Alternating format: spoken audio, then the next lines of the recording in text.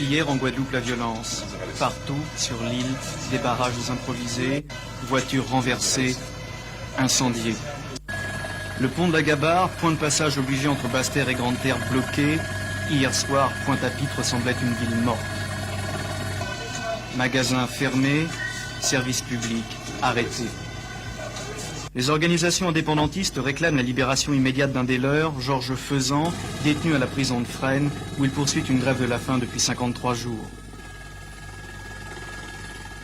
Scène de pillage, jet de pierre contre les forces de l'ordre. Les journalistes n'ont pas été épargnés. Reçus en fin de soirée par le sous-préfet, les militants nationalistes ont obtenu des assurances. La demande de mise en liberté de Georges Faisan sera examinée lundi au plus tard. Des assurances qui n'ont pas suffi à ramener le calme dans l'île. Les barrages ont été maintenus toute la nuit. Aujourd'hui, grève générale à Pointe-à-Pitre. Les forces de l'ordre ont obtenu des renforts. Ce matin, 200 gardes mobiles sont arrivés en provenance de la métropole.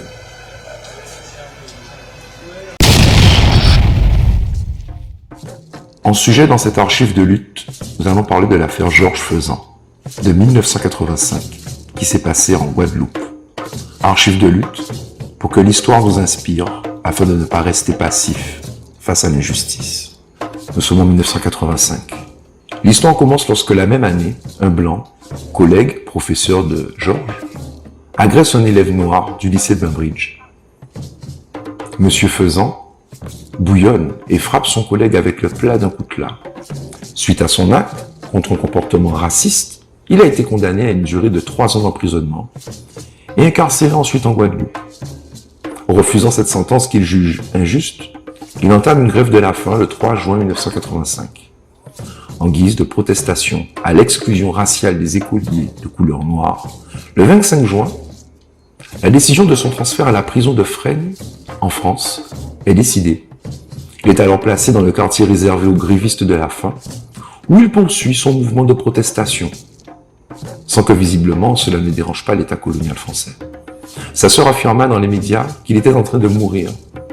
Cela déclencha de violentes manifestations et blocages dans toute la Guadeloupe, au cri symbolique de « Laguer Faisan ». Le 10 juillet, après plusieurs pressions populaires, le procureur Valère accepte en Guadeloupe la libération de Georges Faisan. Décision qui a été refusée par le juge français. Le père chérubin Céleste, choqué par la décision des juges français, lance alors un appel à la masse populaire pour soutenir Georges Faisan. Il participe au blocage de la rue Frébeau à l'époque, avec plusieurs militants du mouvement populaire pour la Guadeloupe indépendante, tels que Jota, Gaston, Awadou, Oz, Roger et Marie Guadeloupe. Le 20 juillet 85, le MPGI organise plusieurs rencontres et protestations qui mènent à un déclenchement d'une grève de faim collective devant le Centre des Arts, comme une action de soutien de la cause de Georges Faisan. Et cela avec la participation de plusieurs personnalités populaires de l'époque comme Aline Boll, Francine Land, Claude de Vipard, Marie Guadeloupe. Des affrontements sévères entre les manifestants et les forces de l'ordre vont avoir lieu un peu partout. Des blocages de circulation sont érigés aux sorties de Pointe-à-Pitre et sur d'autres routes. Le 24 juillet, la situation n'est plus contrôlable. Hier en Guadeloupe, la violence. Partout, sur l'île, des barrages improvisés, voitures renversées, incendiées. Le pont de la Gabarre, point de passage obligé entre Basse-Terre et Grande-Terre bloqué. Hier soir, Pointe-à-Pitre semblait une ville morte.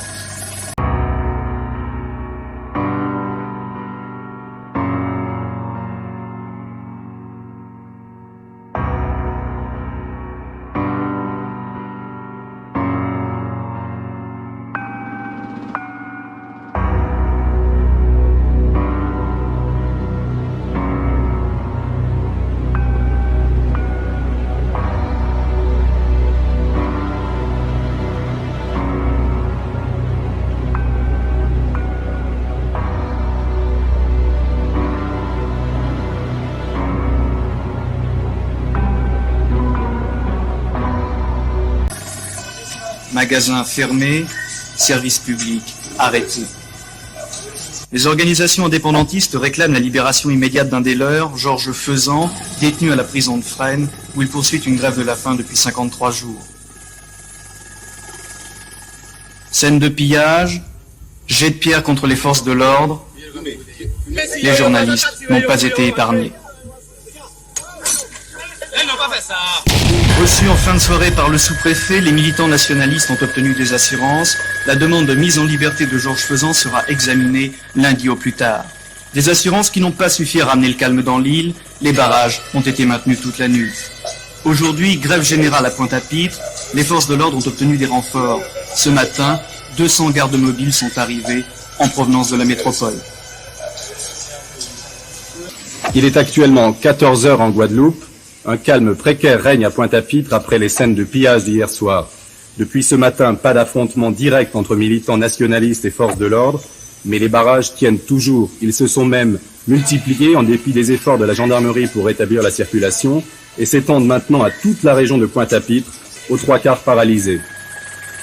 Rentré précipitamment dans l'île hier soir, le préfet de Guadeloupe, Maurice Saborin, a lancé un appel à la population. Avec les moyens renforcés dont je dispose, je prends sans délai les mesures nécessaires pour assurer l'ordre public et la sécurité des personnes et des biens. Mais je veux aussi lancer un appel au bon sens et à la raison, en même temps qu'à la poursuite du dialogue nécessaire. Que personne ne s'engage dans la voie de l'irréparable.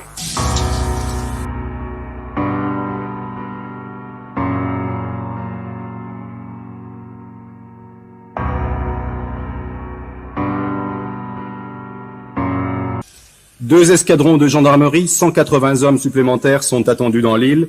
Les autorités espèrent ainsi rassurer, favoriser le retour au calme à Pointe-à-Pitre, où, selon les témoins que nous venons de joindre par téléphone, le climat reste très lourd. Du 25 au 29 juillet 85, se déclencha alors ce que nous avons appelé les 5 jours de manifestation et de grève totale.